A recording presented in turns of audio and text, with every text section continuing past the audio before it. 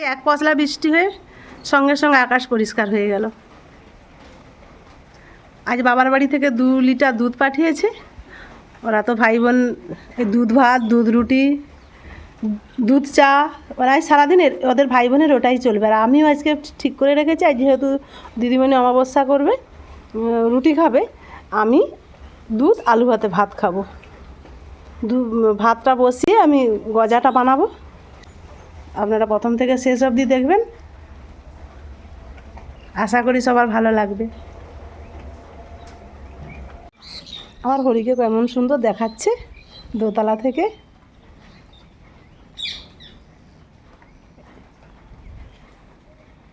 আপনারাও আমার হরিকে দেখে নিন।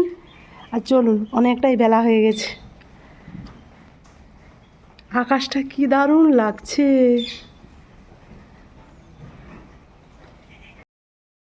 আমি গজা বানাতে বসে গেছি। আর গজা বানাতে নিয়ে নিচ্ছি ময়দা। আমি 400 গ্রাম মতো ময়দা নিলাম। আর নিচ্ছি কালো জিরে,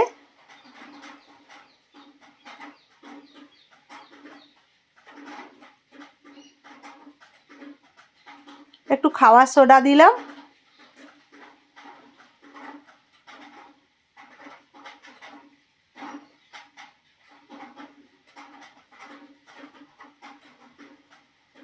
আর দিলাম লবণ। সবগুলো দিয়ে ভালো করে মাখিয়ে নিলাম। আর দেব ঘি আর তেল মিশিয়ে নিয়েছি। এতে বেশি করে একটু ময়াম দিতে হবে, যেহেতু খাস্তা গজা। ময়াম দিয়ে ভালো করে মাখিয়ে নিতে হবে।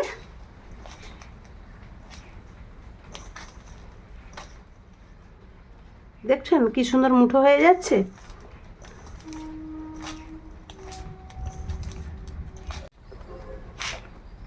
উষ্ণ গরম জল নিয়েছি।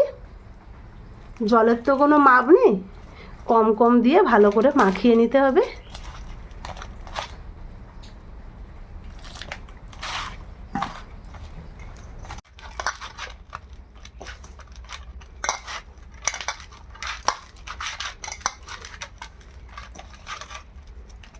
খুব সুন্দর মাখানো হয়ে গেছে। 10 মিনিট রেস্টে রেখে দেই। ততক্ষণে আমি মিষ্টির রসটা করে নেব। উনানে কড়াটা বসিয়ে দিয়েছি। আমি 2 কাপ চিনি নেব।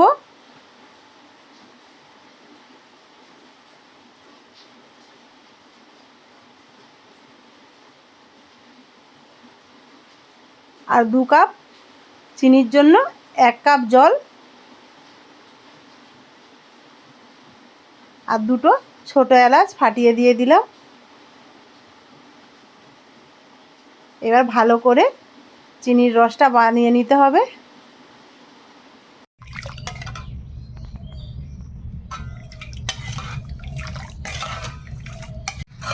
চিনির রসটা খুব সুন্দর ঘন হয়ে গেছে, যাতে বসে না যায় তাই একটু লেবুর রস দিয়ে দিলাম। ঠান্ডা হলে বসে যাবে, আর লেবুর রসটা দিলে আর বসবে না। এবার নামিয়ে নেই, ঢাকা দিয়ে একধারে থাক।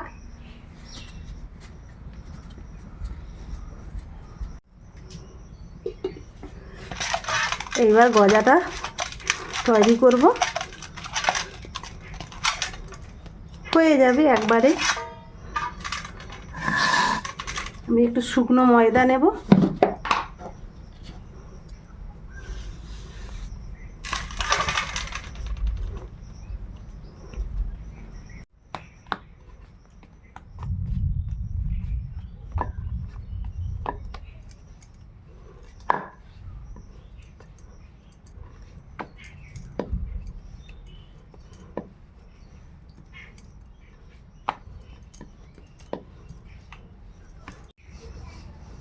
হয়ে গেছে। এবার শেপ করে নেব গজার আকারে।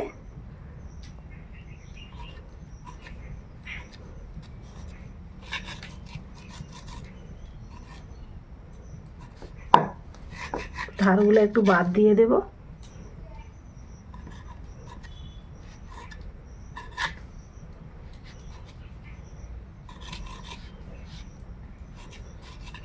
বড় জায়গা হলে ভালো হতো,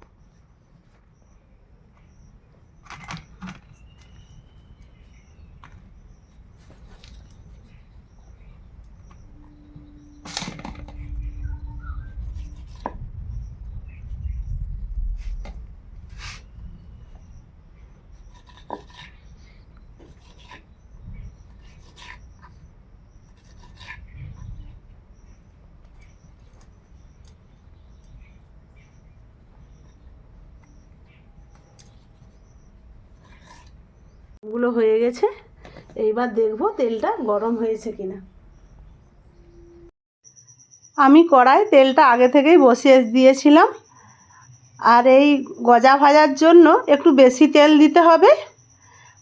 আর তেলটা বেশি গরম করা যাবে না, হালকা গরম হবে তখনই গজাগুলো ছাড়তে হবে। সবগুলো গজা আমি তেলে ছেড়ে দেই একটা একটা করে।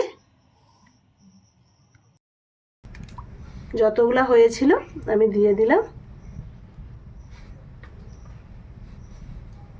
আর এইগুলো যে আছে শেষে আমি ছোট ছোট করে সুটি মিষ্টি করে নেব। এইগুলো দেখছেন তেল থেকে কেমন বুদবুদ উঠছে। খুব সিম আঁচে ভাজতে হবে, আঁচ বেশি মোটেও দেওয়া যাবে না। দেখুন কি সুন্দর তেল থেকে উঠে আসছে, কত বড় বড় হয়ে যাচ্ছে আর পাট পাট ছেড়ে যাচ্ছে।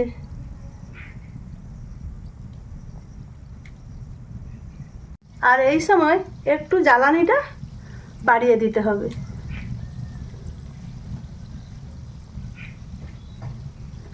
খুব বাড়ানো যাবে না, মানে সিম আঁচে হচ্ছিল তার তুলনায় একটু জ্বালানি বেশি দিতে হবে। এই পর্যায়ে একটা একটা করে উল্টিয়ে দেব।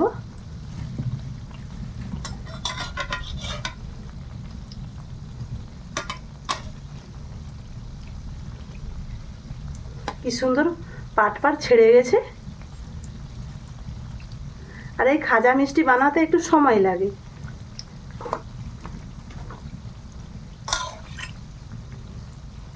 কি সুন্দর আস্তে আস্তে বাদামি রং হচ্ছে আর খুব সুন্দর হয়েছে।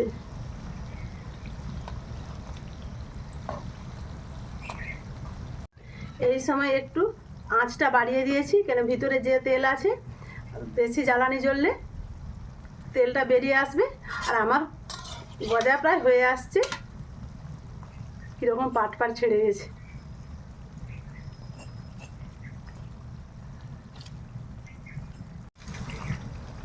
খুব সুন্দর ভাজা হয়ে গেছে, এইবারে তেল থেকে ছেঁকে নেই।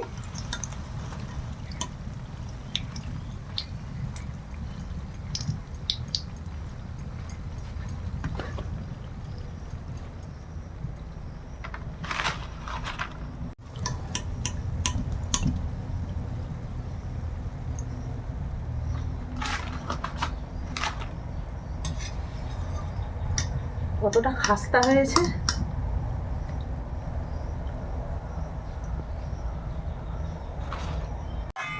বাকি এই যে তিনটা এত ফুলে গিয়েছিল কড়াই আর ধরেনি, সেই জন্য আমি এরকম নামিয়ে রেখেছিলাম।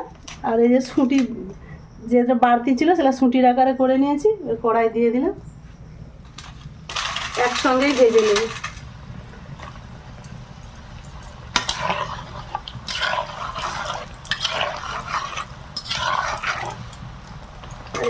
এইগুলোও দিয়ে দেয়,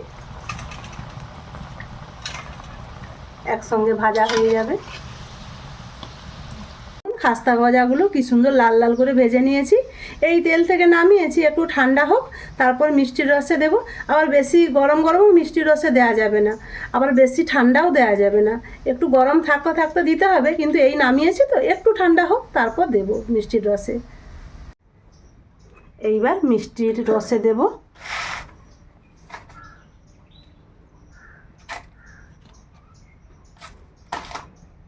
একসঙ্গে সবগুলো দেওয়া যাবে না, অনেকগুলোই আছে।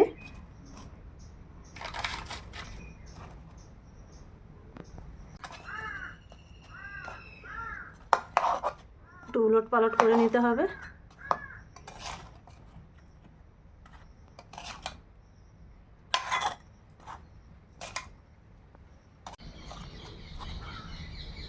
এইবার মিষ্টির রস থেকে তুলে নেব।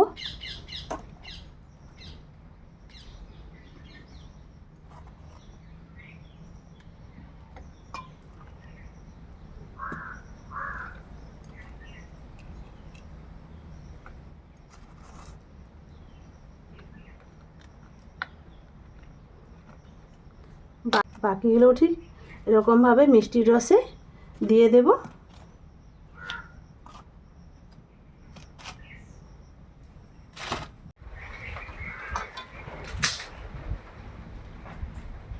আমার সবগুলো গজা রেডি।